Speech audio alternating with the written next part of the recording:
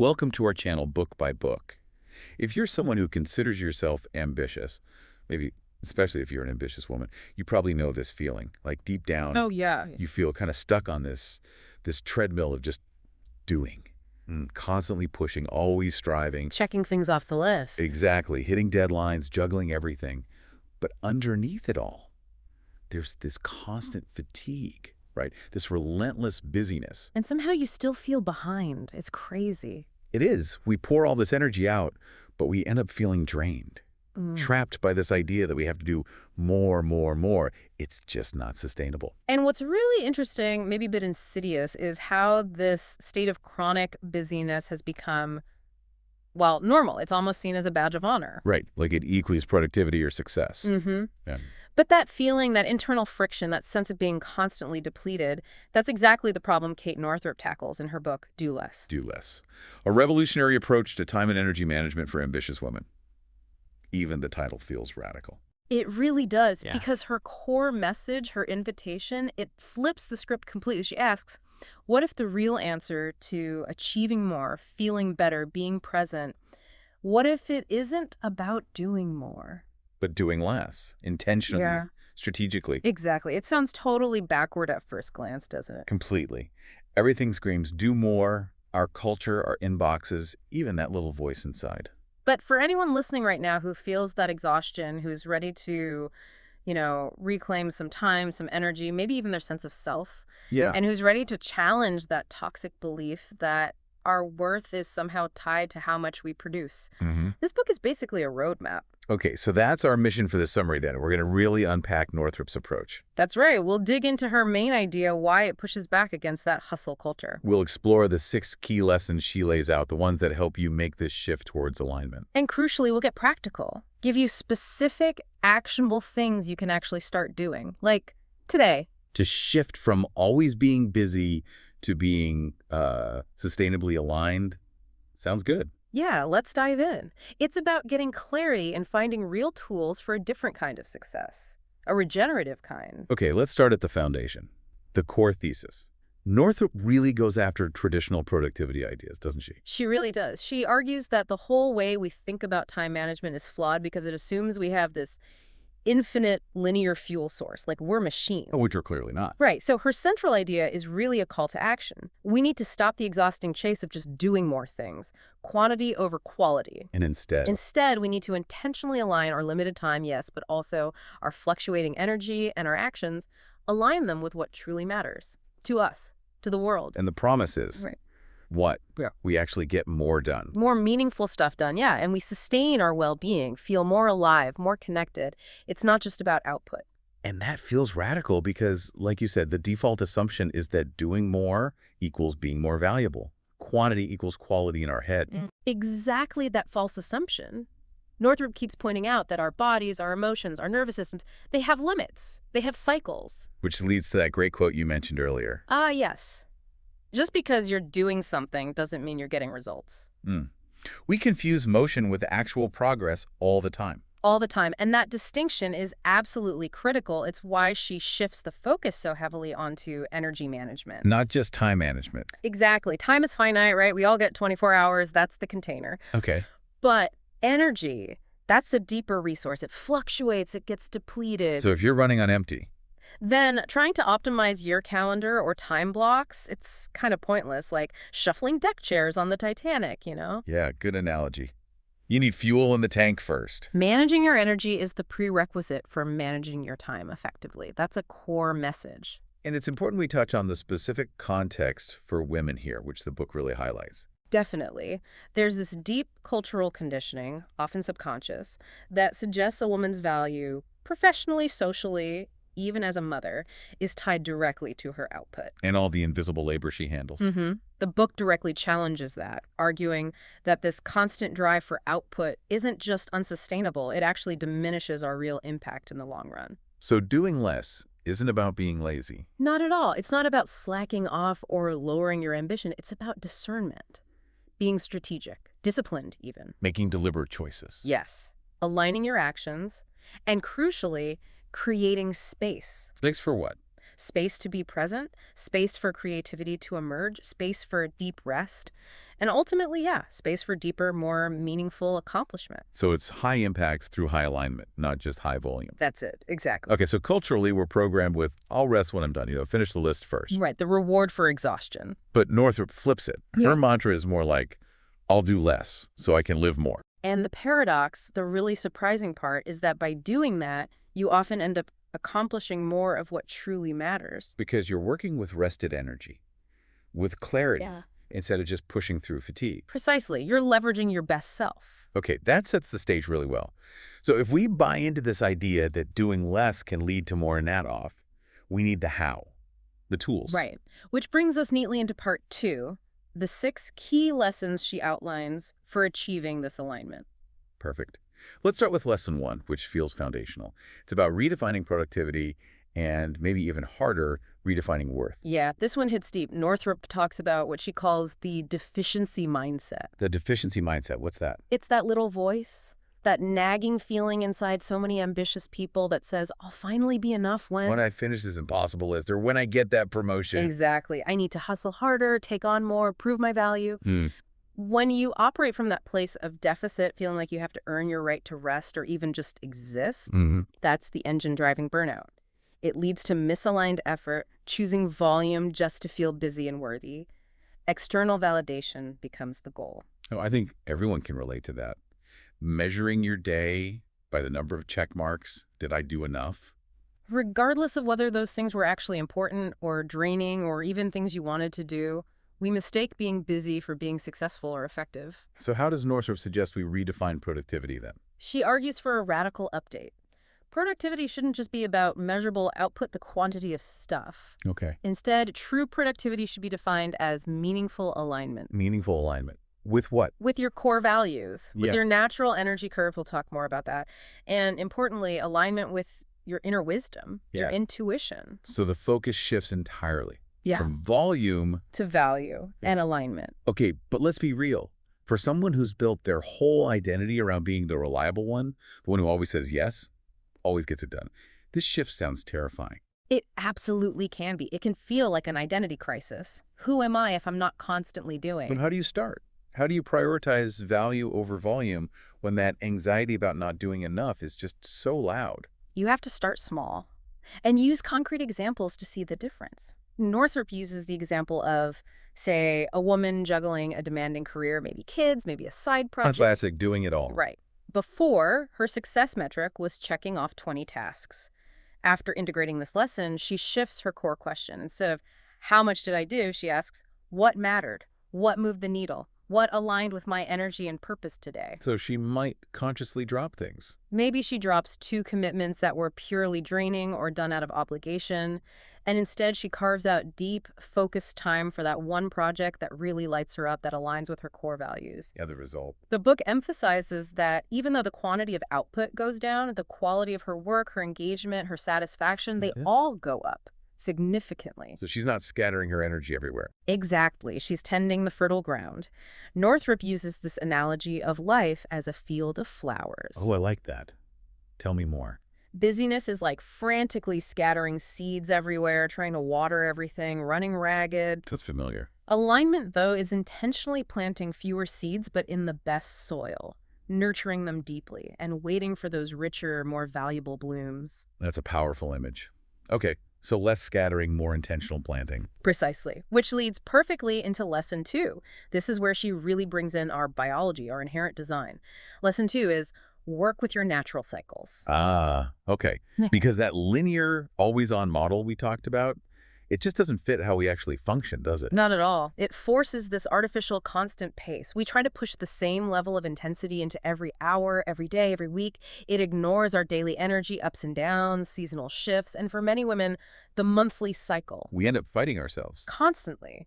The book argues that ignoring these cycles creates massive resistance. It feels like pushing a boulder uphill. But if you align with them, Then you start working with the current. You align your most demanding work with your natural peaks, your rest with your natural troughs. It allows for sustainable productivity. Flow becomes possible.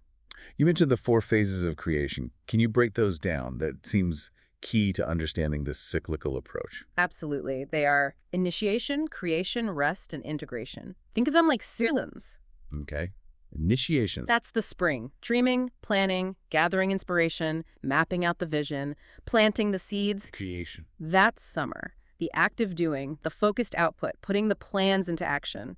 High energy. Rest. Winter. Essential non-doing, withdrawal, refueling, letting the ground recover. Absolutely necessary. And integration. That's autumn. Harvesting. Reviewing what happened, absorbing the lessons learned, processing the data, what worked, what didn't. This phase informs the next initiation. And the problem with hustle culture is? It only values the creation phase, summer all year round. It ignores or devalues the vital need for rest and integration. Winter and autumn are seen as unproductive. So practically, how do we apply this? Mapping our work week. Exactly. You start tracking your energy, like we'll discuss later. You figure out your rhythms. Maybe you find your sharpest, most creative between 9 a.m. and 1 p.m. That's your peak energy block. Right. That time becomes sacred. You guard it fiercely for deep work, strategic thinking, complex problem solving. You don't fritter it away on email or admin tasks. In the low energy times, like the afternoon slump. You schedule lower impact stuff then. Admin, tidying up, maybe exercise, or most importantly, scheduled intentional rest. Not just collapsing, but planned recovery. Could you give an example? Sure. Think of an entrepreneur planning a major product launch. If she tracks her cycle, maybe she realizes that pushing the launch during her natural low-energy week, her rest or integration phase, always leads to mistakes, stress, burnout. So she shifts it. She learns to plan the high-demand launch activities to coincide with her initiation and creation phases. The result, less friction, better quality work, and she feels more energized throughout. It's like that sailing analogy you used. Exactly. Don't sail straight into the wind.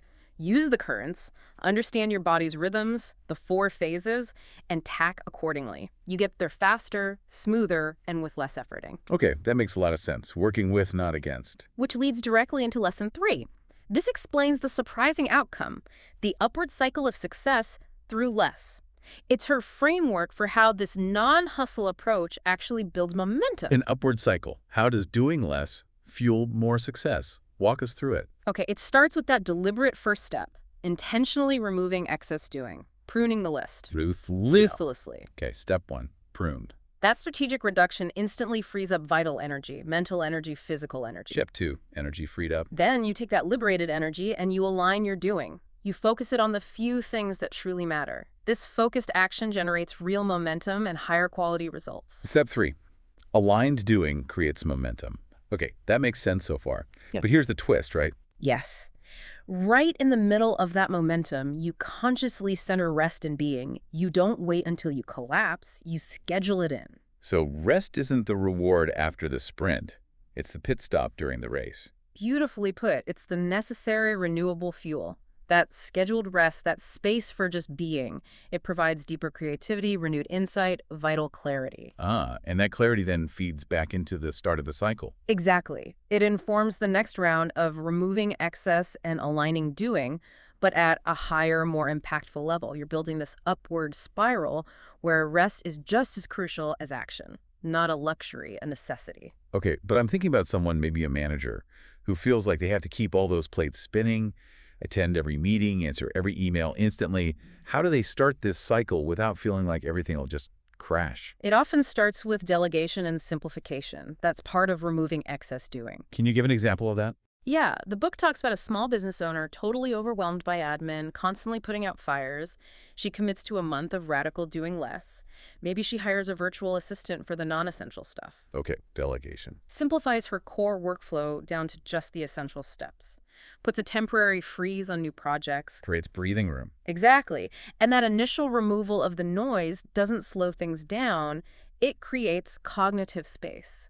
Room to think. And in that space, She redesigns her marketing plan, makes it truly aligned with her values. Instead of 5 scattered, mediocre campaigns, she launches one highly targeted, high-quality offering. and the result, more focused revenue. Often, yes, Yeah. because the quality and focus are so much higher. Less activity, more impact. The quality of thinking improves because the mental load is less, like that spinning plates analogy. Dawn? Most of us are just frantically trying to add more plates, keep them all wobbling. This cycle is about intentionally removing the unnecessary ones, polishing the important ones and spinning fewer, better plates. Perfectly said. More control, less chaos, better performance. Okay, this is powerful stuff, but maybe still feels a bit overwhelming to implement all at once. Which is why Lesson 4 is so brilliant and user-friendly, it's called.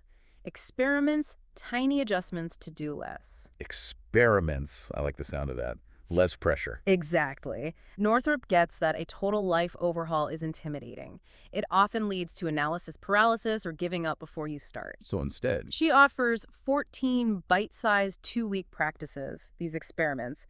They're low-stakes ways to test out the do less principles in one specific area of your life at a time. can you give some examples of these experiments? Sure, there's one called Simplify. Another is Receive Help, Make Sleep a Spiritual Practice, or Streamline Your to-do list. So you just pick one for 2 weeks. Yep, just one. Let's take Simplify. Yep. For 14 days, you commit to cutting your to-do list by, say, 30%. Focus only on the truly essential. Right. And maybe you add another piece, like no checking email outside of set work blocks, or practice saying no to one non-essential request each day without a long excuse. And it's just an experiment.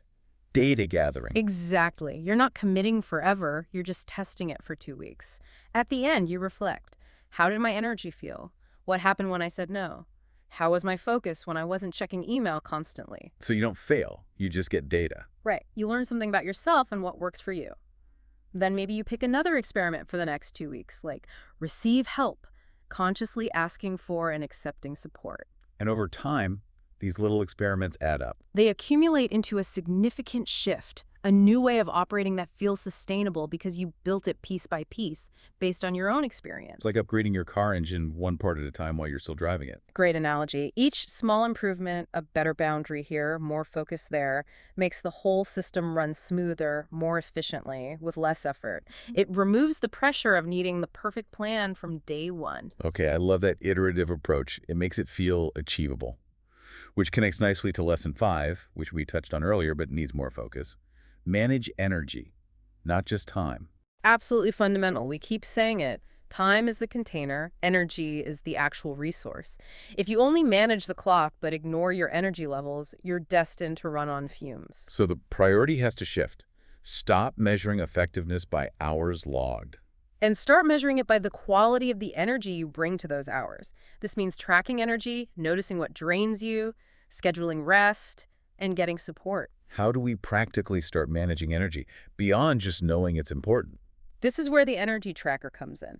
It's super practical. You literally log your energy levels for a full week. How? Like a scale. Yeah, simple scale, 1 to 10. 1 is totally drained, 10 is fully charged and buzzing. Do it a few times a day, morning, midday, afternoon, evening. And the key is, Note what task you were doing just before you rated your energy. This reveals immediate, powerful patterns. like realizing that every time you have that specific type of meeting, your energy plummets afterwards. Exactly. Or that trying to write a complex report after 3 p.m. feels like wading through mud and takes twice as long. That data is gold. It's non-negotiable feedback from your body. And once you have that data, You use it to apply the do less principle strategically. You start shifting tasks, that high-value creative work.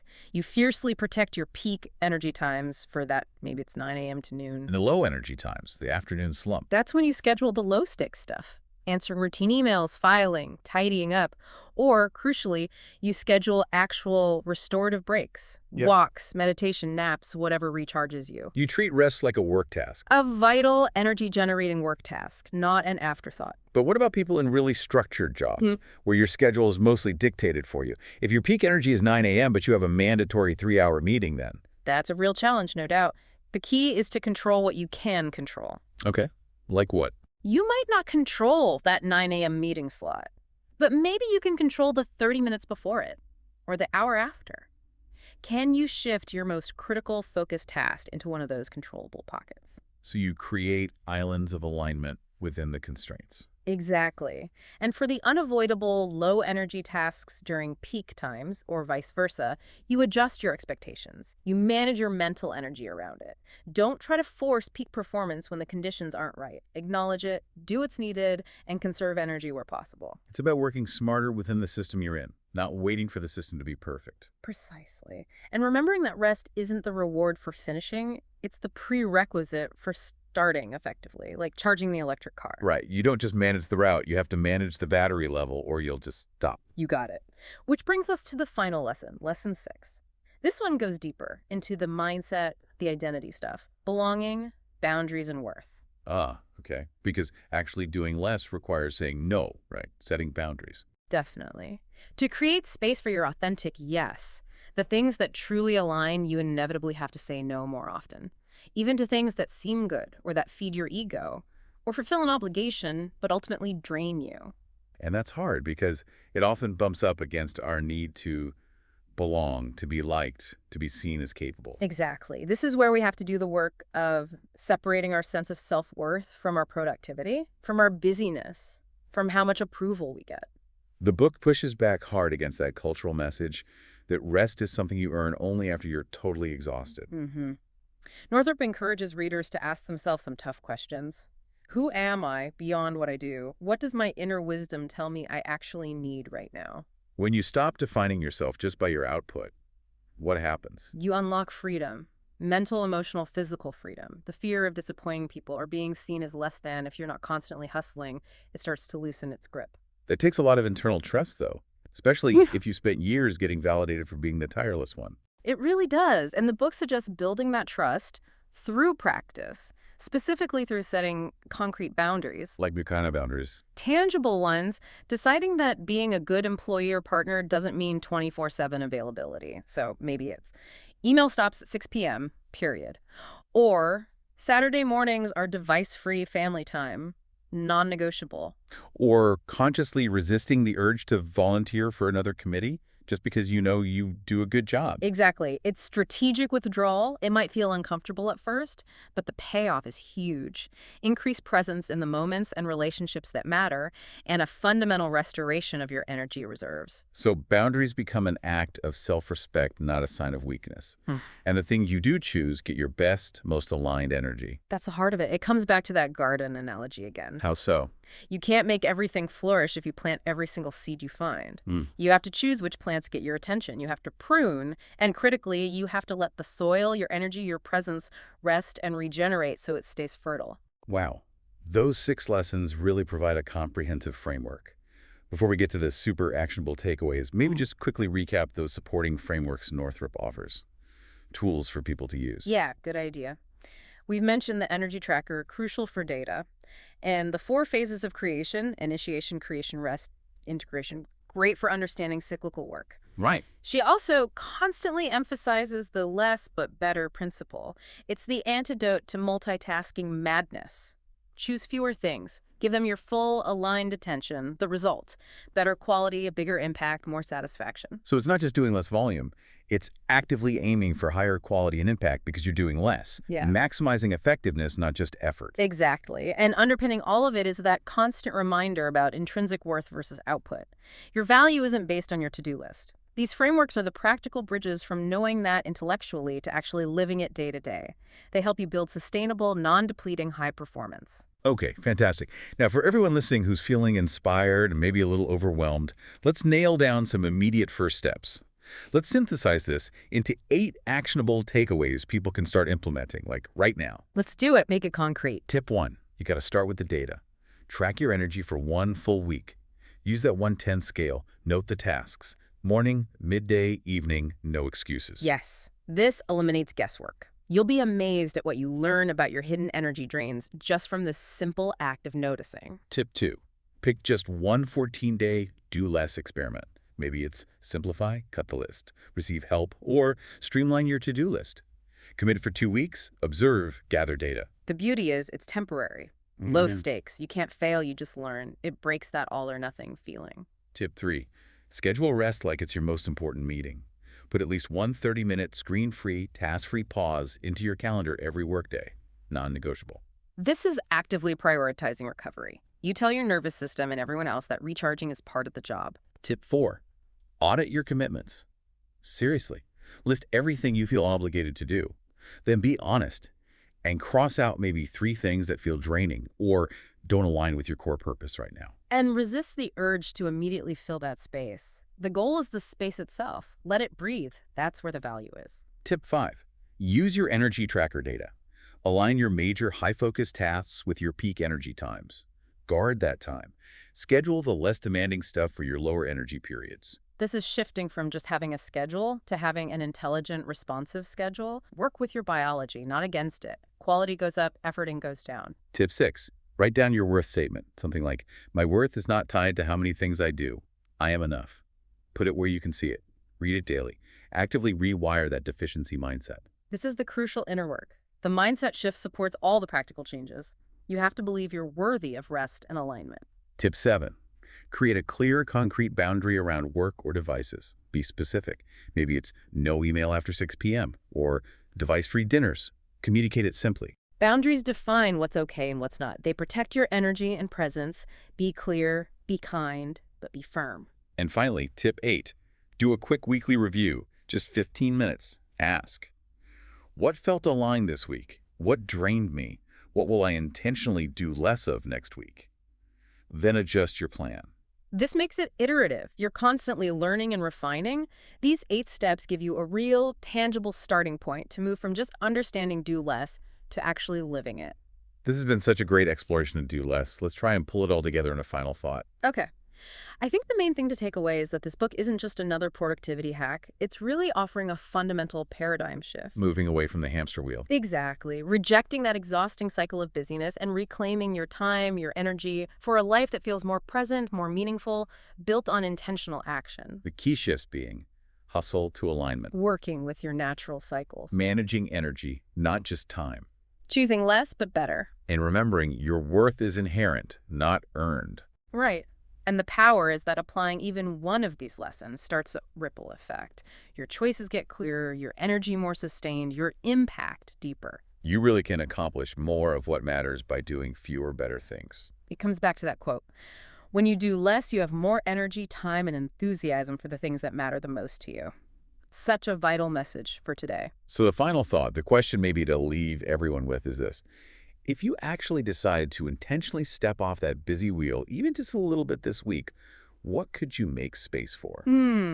What meaningful presence, what deeper impact, what quiet joy. Are you ready to try living by that mantra? Yeah. Do less and have more. This has been our summary of Do Less, a revolutionary approach to time and energy management for ambitious women by Kate Northrup here on Book by Book. If this summary helps you get a handle on these powerful ideas quickly, please do subscribe to the Book by Book channel. That way you won't miss out on more helpful book summaries like this one. And maybe share it. Share it with someone you know who seems caught on that treadmill. Yes, please do share it. And liking this summary really helps too. It motivates us to keep finding and summarizing the best books for you. Subscribe, share, and like. Until next time, keep reading, keep learning, and maybe try doing just a little bit less to gain a whole lot more.